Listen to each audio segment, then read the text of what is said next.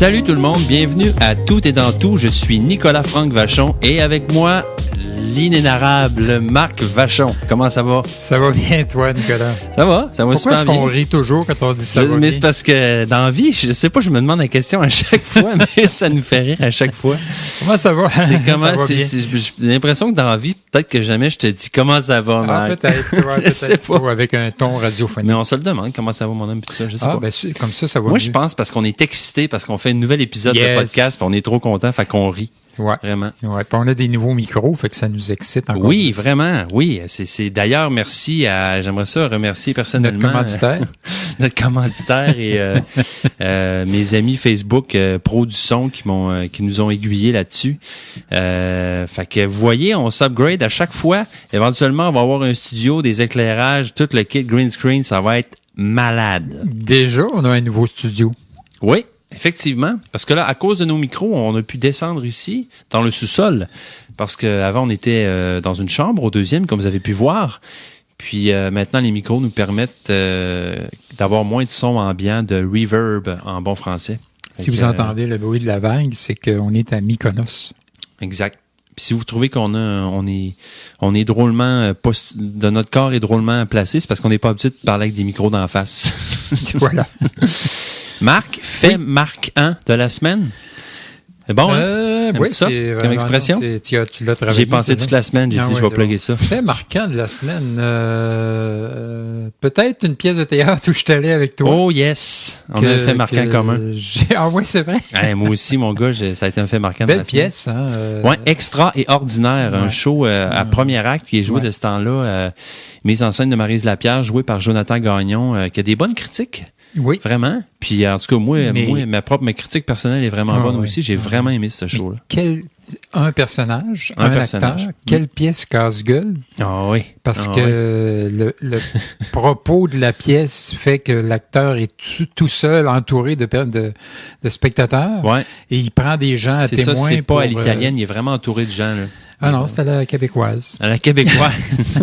Non, j'ai trouvé, c'était vraiment une pièce casse-gueule. Ouais. Où il y a toujours une part de... Il y a de l'interaction avec le monde. Oui, puis une part d'inconnu sur qui tu vas tomber, etc.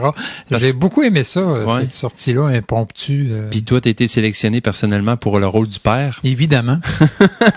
Quand je l'ai vu arriver vers moi, il dit, je m'en allais chercher mon père. Puis là, il y a pas un seul petit vieux autour de moi. Qui vient voir, tu penses? Bon. Mais c'est parce que t'as une belle face de papa aussi. Oui, c'est ça. Le père universel a dit la dame à côté de moi. Mais c'était vraiment une expérience extraordinaire, ça le dit, extraordinaire, mais c'est ça, Jonathan était écœurant là-dedans, puis si vous voulez voir de quoi, ça sort vraiment du spectacle traditionnel parce qu'il y a beaucoup d'interactions, pas mal avec tout le monde, parce que il y a même des petits papiers qui donnent à tout le monde, puis chacun son tour quand on est... Quand c'est à notre tour, il faut parler. Puis non, c'est vraiment un show super. Puis c'est un show lumineux aussi, je trouve, vraiment. Ben, le thème est assez noir, c'est sur le suicide, mais traité d'une façon où finalement, je dirais un peu feel good à quelque part. Tu sors pas de là écrasé, puis c'est pas noir. C'est très bon. Vraiment. Très, très, très bon. Et toi, ton fait marquant? Eh boy, j'ai une grosse semaine. Si c'est le même, on vient de régler la question. Mais moi, j'ai une semaine vraiment dense, là. Ah oui. Tu sais, dense comme un pain pumpernickel, tu sais, noir là, avec l'eau. Tu t'échappes ça sur le pied puis ça fait mal. C'est passé plein d'affaires, c'est bien le fun. Je n'irai pas dans tous les détails, mais j'ai vu 2 shows. J'ai vu Extraordinaire, j'ai vu Lucky Lady aussi abordé parce que je suis allé faire les photos de ça. Vous irez sur mon site si jamais vous voulez voir les quelques photos que j'ai faites du spectacle. Très bon show aussi. Vraiment un show québécois avec des super comédiens, belle mise en scène, vraiment écœurant à aborder. Sinon, c'est pas mal ça. Il y a eu... il y a un jeu qui est sorti cette semaine qui a eu un 10 sur 10 sur plusieurs sites de critiques. Fait que si vous êtes un gamer, allez, God of War, vous avez sûrement entendu parler de ce jeu-là, mais ça a l'air incroyable là, dans la veine de Last of Us puis tout. Là, j'ai vu les previews, effectivement. À un moment donné, tu te dis, bon, mais j'en ai trop, je pense que je vais attendre un peu. C'est ça. Ce qui est intéressant, c'est que c'est un jeu, ça joue beaucoup sur la relation père-fils. Ah ouais? Ouais. Okay. C'est ça que j'ai hâte de voir par rapport à ce jeu-là. Puis, moi, un autre fait marquant, c'est vraiment je sais pas si tu as écouté le discours de Catherine Dorion. Il y a eu le grand rassemblement de Québec solidaire à Québec cette semaine. J'ai entendu parler des suites de ce discours-là, avec la députée sortante du coin qui l'a accusé un peu de fomenter la violence. Ça m'a... Tu vois que les élections sont commencées, là. Ah non, c'est ça. La campagne électorale a commencé. Moi, ça me fait vraiment de quoi. Je veux dire, Catherine, c'est comme une amie proche depuis longtemps, de la voir monter sur scène, faire un discours de même. En tout cas, je suis bien fier d'elle. Je trouve ça bien c'était bon. Ouais, non, c'était... Tu l'as vu? T'étais là ou non, tu l'as je pouvais pas y aller. Sur YouTube? Je l'ai vu sur Facebook, là, sur une vidéo. Fait que, c'est bon. La campagne électorale est vraiment commencée. Si vous ne saviez pas, mesdames et messieurs, vous écoutez Tout est dans tout, un podcast sur tout et sur rien, du profond à l'anodin. Chaque semaine, papa et fiston Vachon goûtent un nouveau café, pigent un nouveau sujet et vous entretiennent avec pendant une demi-heure. Si vous voulez faire partie du show, pas de trouble, écrivez-nous à info@commercialtoutdantout.com ou sur Facebook à facebook.com/toutdantout. Vous pouvez aussi aller sur notre site web et vous inscrire évidemment et bien sûr aller sur n'importe quel service de podcast autour du globe. Cuisine interne, pas grand-chose. On a des nouveaux micros. C'est pas mal ça. Fait que, sinon, je sais pas s'il y avait de quoi par rapport... J'aimerais ça parler d'un article que j'ai vu sur le café et le bouddhisme. Tu sais, on a un peu... ça a probablement été repris dans plusieurs journaux, mais à Bangkok, il y a un sociologue qui est professeur à l'université, il enseigne, je pense, sur les religions, ou en tout cas, peu importe. Il a ouvert un café où les gens, avant de prendre le café, ils passent dans un tunnel dans lequel ils voient quel est le but de ta vie, quel est le sens de ta vie. Et ils arrivent au bout, ils font l'expérience d'aller dans un cercueil. Hein? Et après ça, ils vont acheter leur café. Les cafés ont... voyons. Oui, c'est vraiment... on pénètre au terme d'une allée sombre surmontée de panneaux lumineux posant des questions comme « Quel est ton but dans la vie? » Au centre du lieu, sur un cercueil, sous une épitaphe en anglais teintée d'humour, « Eventually, you can bring nothing. » Ici, on n'emporte rien. En fait, c'est un peu le bouddhisme avec les richesses matérielles du bas que tu n'apportes pas dans l'au-delà. Oui. Alors, ils disent café de prise de conscience de la mort. Tabarouette, c'est tombé cool. En Thaïlande, il dit à la carte, il y a des boissons sucrées baptisées naissance, mort, vieillesse, souffrance. Et juste terminer avec ça, il dit, le sociologue, il dit, nous nous sommes rendus compte qu'avoir conscience de la mort diminue l'avidité et la colère. Il s'est dit persuadé qu'une véritable prise de conscience individuelle du principe d'impermanence est la clé pour guérir la société de la violence. Quand même amusant. Oui, vraiment. C'est à Bangkok, ça. À Bangkok, Je pense y aller peut-être la semaine prochaine, en passant dans le coin. C'est donc bien hot. Mais ça, si tu rentres dans le café, puis n'importe qui peut passer à travers les gens du coin, ça a l'air, trouvent ça moins amusant parce qu'il y en a plusieurs qui prenaient le raccourci de son café pour s'en aller chez eux. Puis à chaque fois qu'ils rentrent chez eux, il y a la question qu'ils leur demandent « Quel est le but ultime de ta vie? » Ils disent « On est un petit peu tannés de se demander là à chaque fois. » Mais c'est très... Il me semble que tu verras pas ça ici. Non, couleur locale. C'est clair, vraiment. Il y a tellement plus de concepts de café puis de resto qui sortent. Tu vois, celui-là, je n'avais jamais entendu parler. Puis, parlant de café, ce matin, on déguste un bon café qui nous vient de l'ouest indonésien, en fait, de la grande île de Sumatra. Et c'est un café équitable, biologique. Moi, c'est à vie, probablement un de mes meilleurs cafés. C'est une question de goût. Là. C'est un café minoir. On va dire tout le monde qu'il est doux. Là. Non, mais c'est ça. C'est parce que, non, mais effectivement, c'est pas le premier mot qui nous vient à l'esprit. Là. Il y a un caractère. Là, il est prononcé. Un petit peu amer, je dirais. Ça dépend.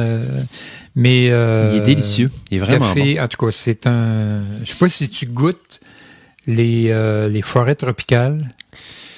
Oui, bien sûr. C'est sûr que j'ai goûté ça, mais je veux dire, je vais sans dire. Tu vas sentir un peu les volcans. Ouais. Hein? Il y a un petit peu on sent la cendre, le soufre là-dedans. Ouais, vraiment. Fait que bon café. Bon café, mon âme. Facile à avoir en ligne. C'est-tu un bon café, hein? On parlera à un moment donné des rituels, hein? Les fins de semaine, ceux qui travaillent pas ont tous des... Quand t'as pas d'enfants qui te poussent partout, là. Tout le monde a son petit rituel de café que t'étires. Hein? Il y a de quoi autour de... Mais moi, là, le matin, là, tu sais, les rares fois, mais ça arrive, là, où, tu sais, moi puis ma blonde, on se réveille, on réalise qu'on n'a plus de café. C'est vraiment un drame. C'est vrai? Tu sais, c'est... Qu'est-ce qu'on fait? OK, on va-tu en acheter? Ouais, mais à l'épicerie, ils ont juste du café pas bon, tu sais. Mais là, fait que là, on a vraiment on s'arrange pour avoir des réserves parce que moi, le matin, surtout depuis que j'ai des enfants, je pense, mais c'est comme mon anane. Tu sais, de me dire, OK, je me lève à 6, je me lève à 6 moins quart, tu sais. Il y a mon latte qui m'attend pour me consoler un petit peu. C'est réconfortant, un café. Hein? Mais je réalise en goûtant celui-là que je pense que j'aime mieux ça quand c'est plus côté amer ou plus prononcé, plus corsé, tu sais. Ouais. Sinon dans un latte, moi je prends beaucoup des lattés. Ouais. Puis s'il y a beaucoup de lait, puis en plus je mets un peu de sucre, ça devient un peu un peu fade. Ouais. Ça s'approche plus du chocolat chaud quasiment, tu sais. Ouais.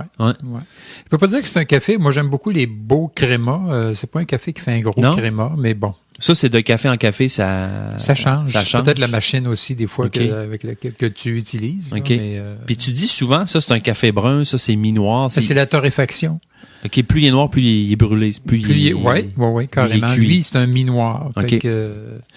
Plus il est noir, j'aime moins le café noir parce que souvent je le trouve plus âcre. Mais lui, en tout cas, c'est vraiment une question de goût. Okay. Tu vas faire goûter ça à un autre puis il va te dire non.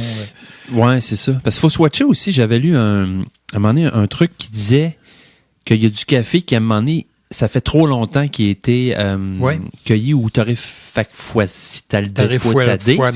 Puis qu'à ce moment-là, il peut à cause de l'humidité ou justement qui devient amer ou âcre, je sais pas quoi, que c'est pas normal. Tu sais, à partir d'un certain moment, le café, il est vieux, puis il faut que t'en achètes d'autres. Ouais, j'imagine. C'est un aliment, hein.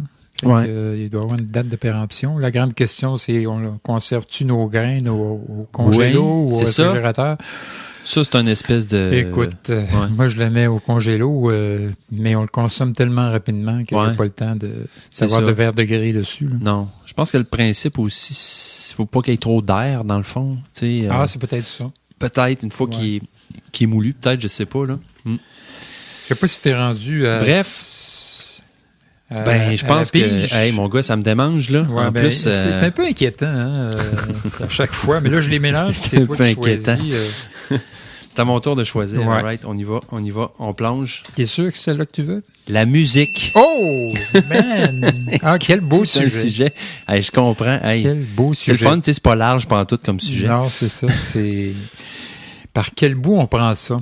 C'est sûr que ce qui me vient à l'esprit, moi, c'est à quel point... Moi, en tout cas, il faut que je le dise à chaque fois. C'est comme ça qu'on aurait dû appeler ça show-là, Marc. Moi. Nous. À quel point la musique m'atteint. C'est un véhicule d'émotions et de messages qui n'a pas besoin de mots. Et c'est ce qui fait que moi, quand j'écoute la musique, très, très, très souvent, je te dirais, peut-être la majorité des fois, j'entends pas les paroles. Quelqu'un va me dire de quoi ça parle. Je ne sais pas. Non, c'est vrai. Moi aussi, je suis comme ça. Peut-être parce que je suis auditif, mais tu vas me dire c'est quoi l'émotion véhiculée. Si elle me dire comme la pointe à la voix québécoise. Pierre des fois, ça me rentre dedans. Non, Éric Lapointe. Éric Lapointe. Pas Pierre Lapointe. Des fois, ça me rentre dedans. Ah oui. Okay. Ça me rentre dedans. Ah oui. Et ce cher Éric Lapointe. Mais quel langage universel, la musique. Moi, à chaque fois qu'on me demande quel sens tu perdrais en premier, tu sais, que tu voudrais pas perdre, mettons entre, c'est un peu une question bizarre ce que je viens de dire là, mais en tout cas, entre la vue puis l'ouïe, qu'est-ce que tu perdrais, puis tu sais, j'ai l'impression que je pourrais pas me passer de la musique non plus, tu sais. Mettons que je deviendrais sourd, là, tu sais. C'est non, moi ça. On a toujours vécu dans la musique, je veux dire, dans notre famille. Tu sais, vous avez toujours aimé ça, puis vous avez comme... On n'en fait pas vraiment, non. On en écoute beaucoup. Mais c'est ça, on aurait tout... Je pense qu'on aurait tous eu le potentiel pour devenir des musiciens si on avait voulu, là, tu sais. Tu sais, moi, j'ai suivi des cours de piano quand j'étais petit. Marco qui fait du piano. Mon frère, c'est ça, lui, il en a fait longtemps. Finalement, je dis on n'en fait pas, mais tout le monde en a fait un petit peu, finalement. Mais je me rappelle bébé, tu sais...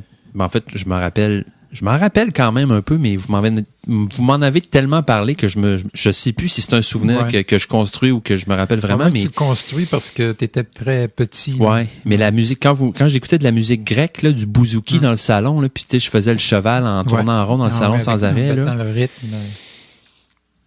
Mais j'écoute encore cette musique-là aujourd'hui, puis je le sens que c'est profondément ancré en moi, que ça vient chercher de quoi d'assez fondamental. Là, mais puis mes flows sont pareils, les deux, dès qu'ils ont de la musique, ils commencent à swinguer puis à danser. Moi, je l'ai vu chez mes enfants très tôt, ceux qui étaient très sensibles à la musique et ceux qui l'étaient un peu moins. On le voit tout de suite. Je l'ai vu chez tes enfants aussi. Florian, c'est fascinant. Là. C'est fou. Il répète les sons qu'il a entendus sur la même note. C'est vraiment une aptitude que tu as en naissant, je pense, par rapport à moi, je te dirais qu'il y a la musique, je l'ai. Il y a probablement juste pendant ce podcast-là que j'ai pas de musique, là, mais il y a presque constamment de la musique dans ma vie. C'est sûr que si je vais en auto, je vais mettre de la musique, pas vraiment du parlage, comme on dit. J'écoute pas beaucoup mes podcasts, finalement. Le matin, en déjeunant, c'est sûr que je vais me choisir une musique. Mais tu sais, j'ai besoin le matin d'une musique plus tranquille. Là. Ce matin, c'était les concertos de Brandebourgeois. Ça fitait très bien. Tu sais, je me mettrais pas... le soir en soupant, souvent, ça va être de la musique un peu des années 40, 50, là, tu sais. Pour moi, j'avais lu une phrase à un moment donné. Ça fait partie de ta vie, là. Ouais. Il disait « Score your life ». Tu sais, score en anglais, le score d'un film, c'est la bande sonore, dans le fond. Quelqu'un disait « Score your life ». Fais ta bande sonore. Mets une bande sonore sur ta vie, tu sais. Puis dans le fond, ça correspond à... Des fois, les gens avec qui t'es, c'est pas nécessairement la bande sonore qu'ils auraient mis, là. Ça, c'est une autre histoire. Mais par exemple, en revenant de Montréal, souvent, quand je revenais de travailler... puis que je commençais à m'endormir. Écoute, moi, j'avais ma musique réveil n'importe qui. Je te mettais Céline Dion au bout.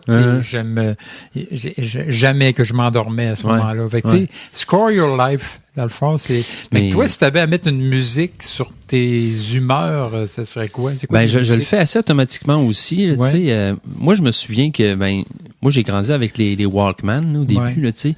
Juste le fait d'avoir de la musique dans mes oreilles, je me souviens que bien jeune puis adolescent, je la faisais ma trame sonore.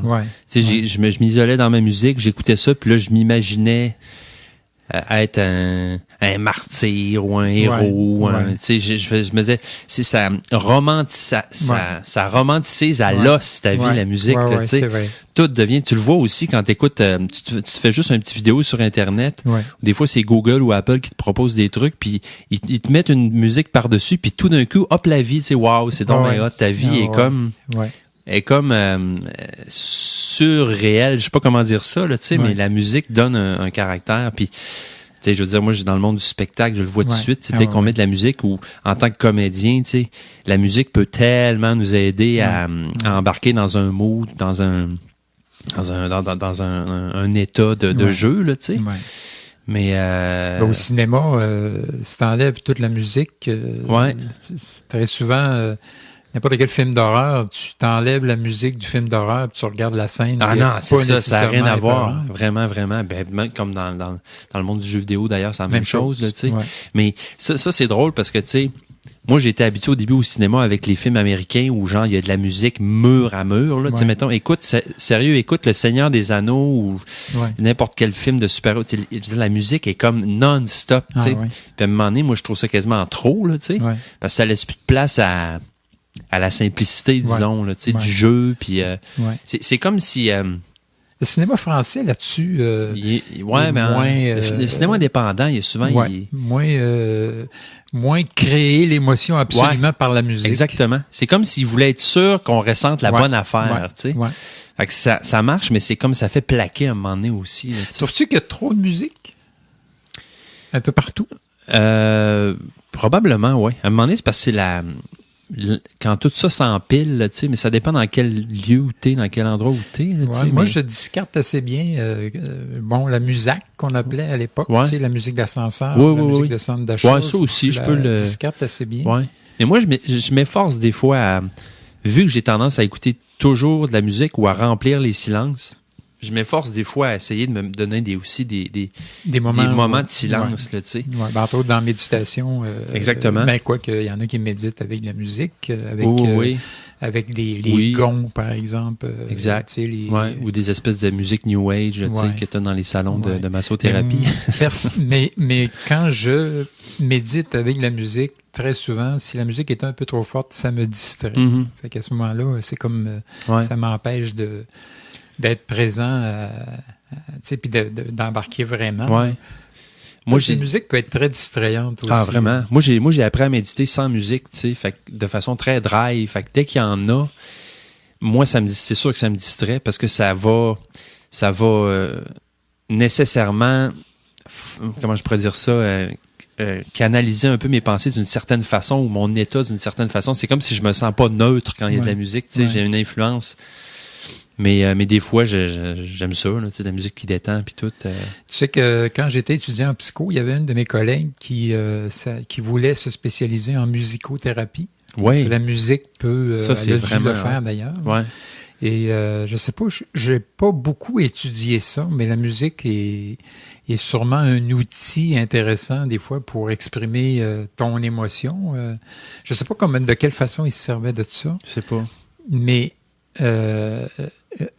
c'est comme un langage universel, la musique, je te disais ça tantôt, mais c'est comme c'est bien mystérieux. Ça, puis tu vas faire entendre la musique. Regarde, on a juste à écouter la musique chinoise. Ouais.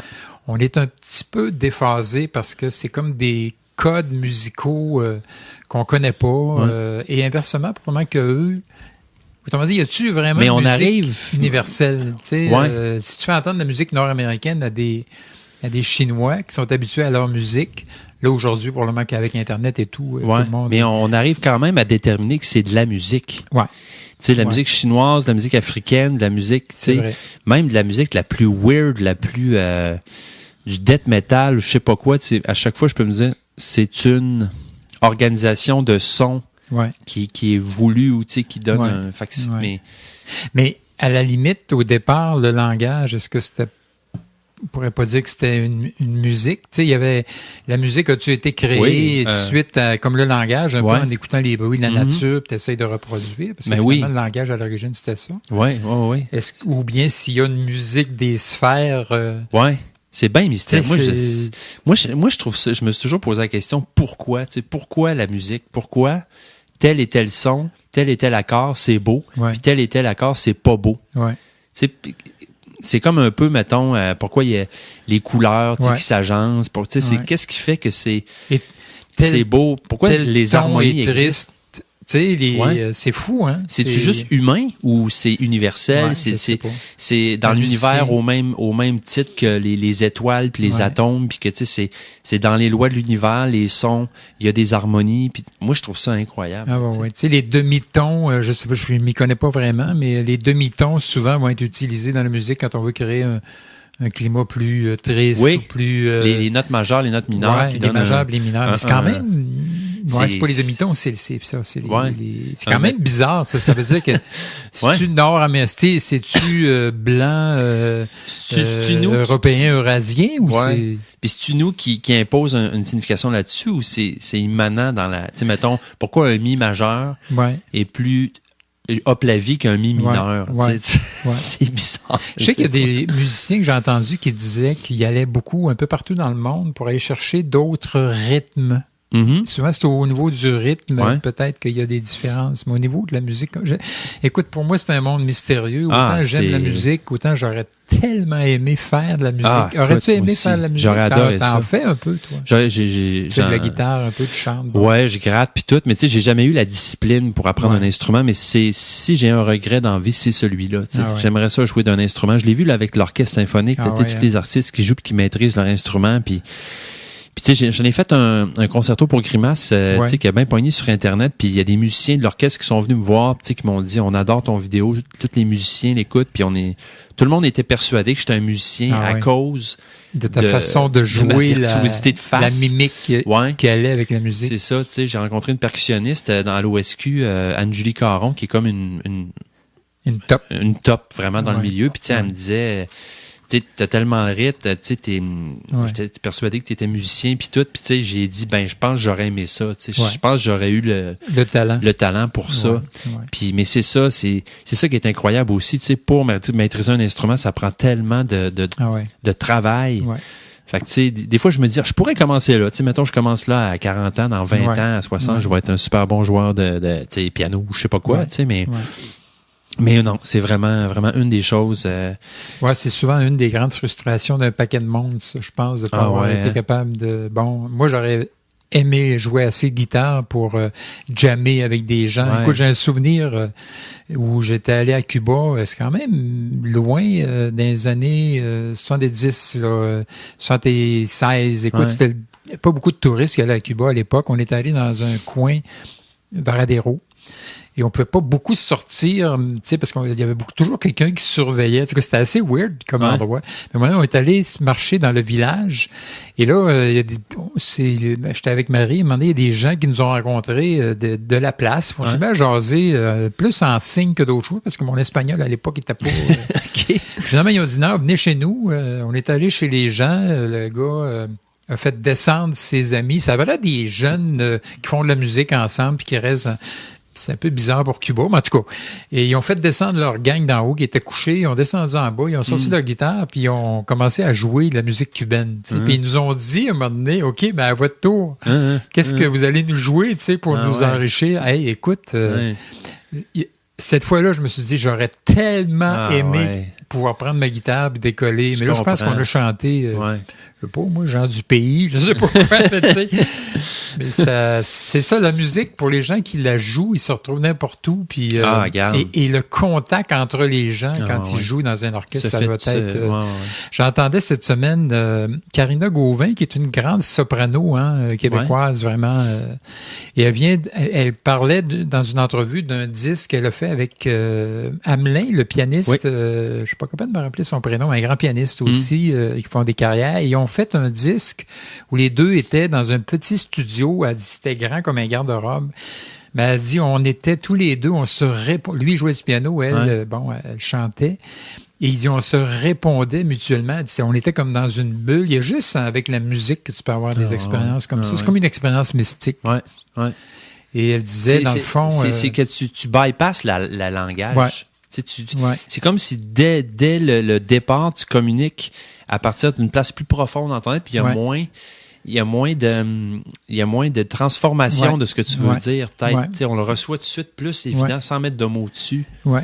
Parce qu'avant, c'était ça, tu sais, dans le temps, je veux dire, dans notre passé à nous, là, il y en avait du monde, des rigodonneux, qui tapaient du pied, qui jouaient de l'accordéon, du violon, puis tu sais, les fêtes, cuillère, puis les parties, ça levait, mon homme, tu sais, t'avais pas besoin. Aujourd'hui, ça manque, ça, je trouve. J'aurais toujours voulu avoir des parties de Noël avec des musiciens, tu sais, juste pour contrer. Ah oui, n'importe quel party de Noël, moi, je me dis, ça aurait donc été le fun d'avoir quelqu'un qui fait lever le party comme ça, puis qu'on se met, là, les karaokés, à la limite, là. Ouais. Mais karaoké, tu fais ça, puis là, t'en as toujours deux qui prennent la vedette, puis que les autres font... c'est ça. C'est pas... Mais tu sais, des parties où tout le monde joue de quoi, là. Tu sais, je connais un gars qui est comédien et musicien, Patrick Ouellette, puis lui, là, au piano, là, tu lui demandes une toune, il joue tout de suite, tu sais, il maîtrise assez son instrument pour ça, puis plusieurs fois, je me suis ramassé chez eux après une répétition, un show ou un party, puis là, il s'assoit au piano, puis tu fais yes! C'est sûr que pendant 2 heures... lever, là. Pendant 2 heures de temps, on va juste chanter, faire des tunes, puis tu sais, c'est magnifique. La musique, c'est tellement important. Moi, c'est drôle parce qu'en vieillissant, je sais pas si c'est le fait de vieillir, mais je braille mon âme avec la musique, là. Moi aussi, je pensais que c'est parce que j'étais devenu papa. Ça me tellement dedans. Des fois, écoute, j'ai besoin d'une boîte de Kleenex. J'écoute de la musique, juste écouter un show, des fois, qui est bien fait, là. Toi, ça te fait-tu brailler, la musique, toi? Écoute, moi, ça m'arrive souvent. Je fais des Québec-Montréal en char. Là, j'écoute ma musique, puis là, je me mets à écrire des histoires dans ma tête, puis je braille souvent. Là, ou j'imagine des scénarios, genre super dramatiques avec une musique full triste, puis je me mets à brailler. Ou des fois, c'est juste, j'ai même pas à imaginer d'histoire. La musique elle-même me fait brailler. Avant, je me disais, probablement que ça touche quelque chose de profond en moi qui est pas réglé, puis tu sais Mais des fois, je pense que c'est juste tu vois, hier, j'allais chercher Camille en auto, ma petite fille. Et j'avais Zaz que j'ai eu en cadeau. Oui. Et il y a la toune Si, S-I. OK. Écoute, mon homme, je l'ai mis 5 fois. Je broyais dans le char en dessous de mes lunettes. Puis là, je me disais, mais ça n'a pas de bon sens. Et pourtant, j'entendais pas vraiment les paroles parce que le bruit de l'auto et tout ça était pas... je distinguais pas vraiment les paroles. Mais cette musique-là, ça... Mais j'ai pas une affaire profonde, pas réglée en moi. Là, c'était juste l'émotion véhiculée par cette musique-là. Ouais. C'est le plaisir de vivre l'émotion, tout simplement. Comme des musiques peuvent nous faire rire, j'imagine. Ou canaliser de la colère ou n'importe quoi, là, tu sais. Quand juste une petite anecdote comme ça, quand j'ai commencé à donner des conférences, j'étais un peu timide, mais j'avais des modèles dans ma tête de gens, tu sais, puis je faisais des ancrages, tu sais, pour te dire comment la musique peut être forte. Je m'installais en haut ici, tu sais, puis je faisais comme si la scène était un peu plus loin, puis là, ça disait « Mesdames et messieurs, maintenant, le conférencier invité, Puis là, je mettais la toune de... Simply the best. Ouais, c'est ça. Je te pitchais ça dans le fond, puis là, je rentrais sur la scène. Cette toune-là est trop... Il t'avait un ancrage, mon homme, là, qui a probablement aidé, j'imagine, à ce que je me sente à l'aise. Là. Tina Turner à la rescousse. Tina Turner, j'ai tellement aimé... Quelle femme. Quelle femme. Ouais. Moi, c'est drôle parce que tu dis ça pour te... Moi aussi, la musique est venue m'aider, mais je me souviens, moi, quand j'étais plus jeune...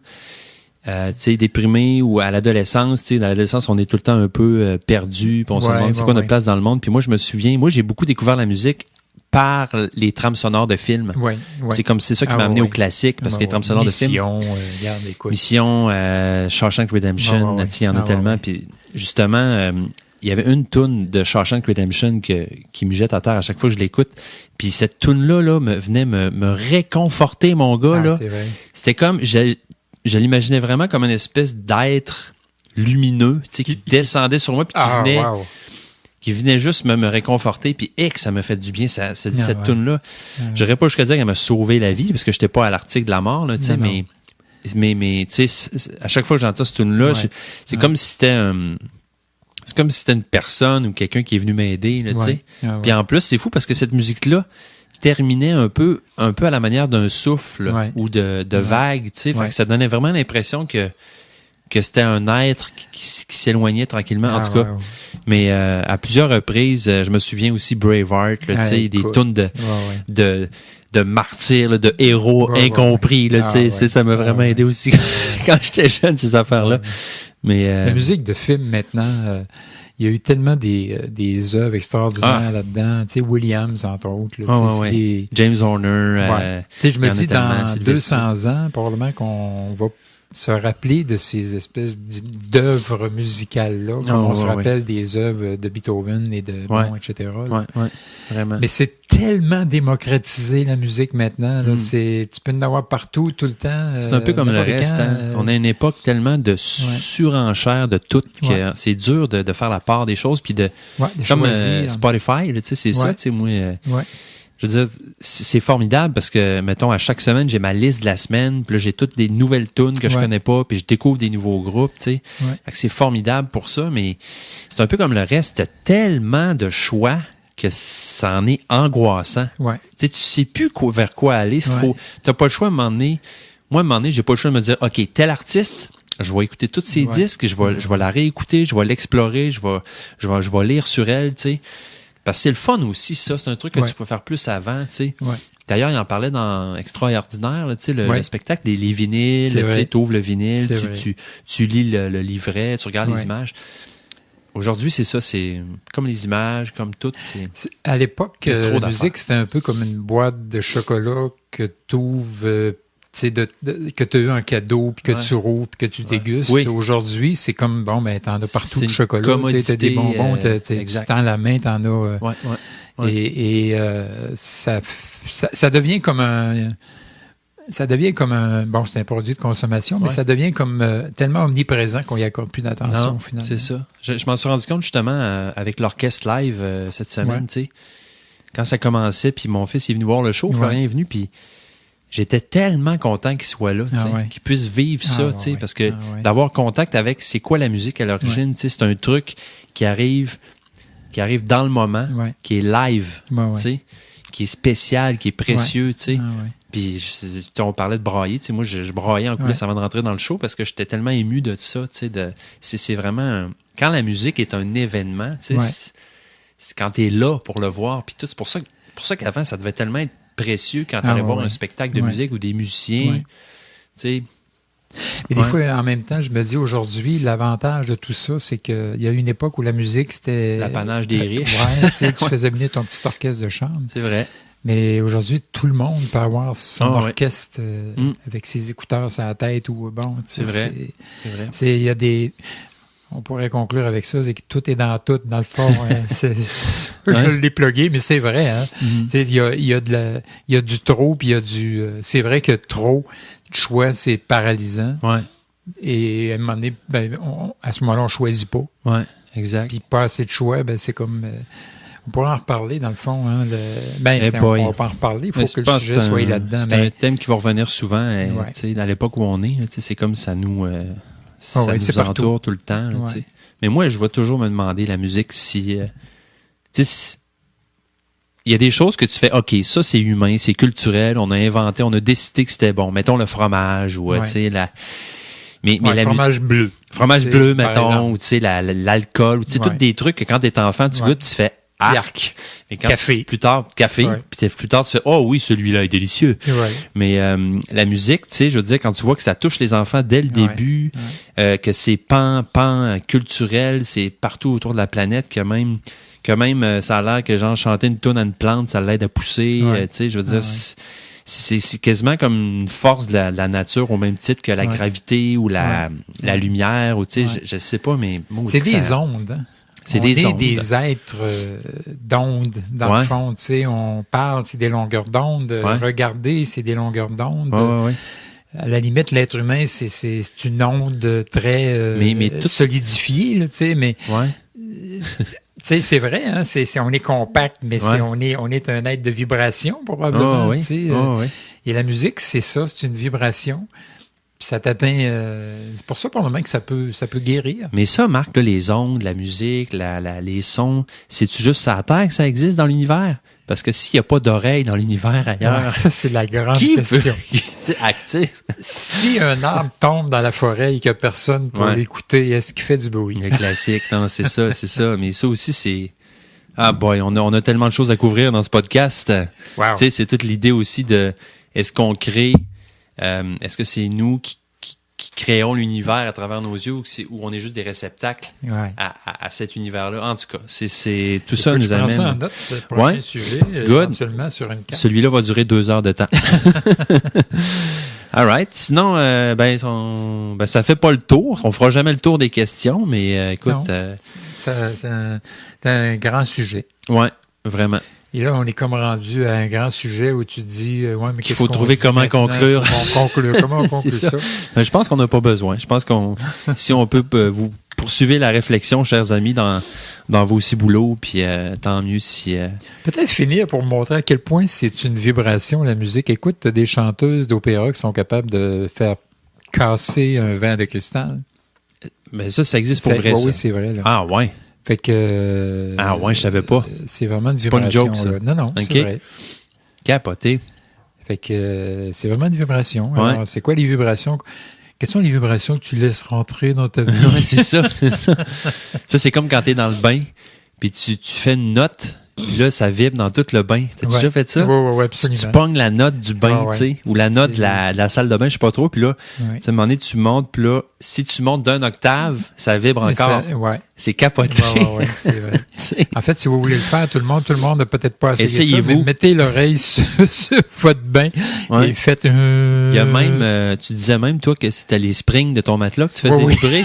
C'est hot, ça? Oui, absolument. Ah, ouais. Je me souviens aussi, dans mon vieux lit, je donnais un coup de poing sur mon lit, là, ça faisait boum. Puis là, je faisais la même note, puis je faisais vibrer les springs. Écoute, ça va assez loin que je faisais vibrer mon sac de couchage.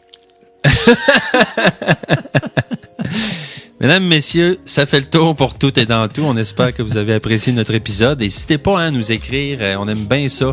Mais vous n'êtes pas obligés, je comprends. Moi aussi, j'écoute des podcasts puis j'écris pas, puis c'est bien correct. Si vous voulez le faire, info@commercial-toutdantout.com ou sur Facebook à facebook.com/toutdantout. Fait que, bonne semaine, les amis. Puis revenez-nous pour un autre merveilleux podcast la semaine prochaine. Bye.